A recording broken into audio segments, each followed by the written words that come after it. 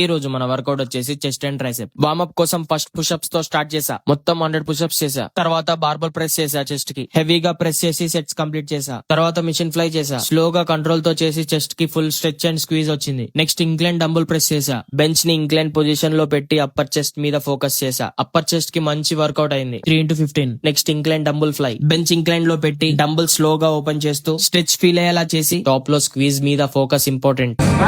Hello, welcome to my YouTube channel, guys. మా friend tricep చేస్తున్నాడు చూడండి. Sabarakarayas.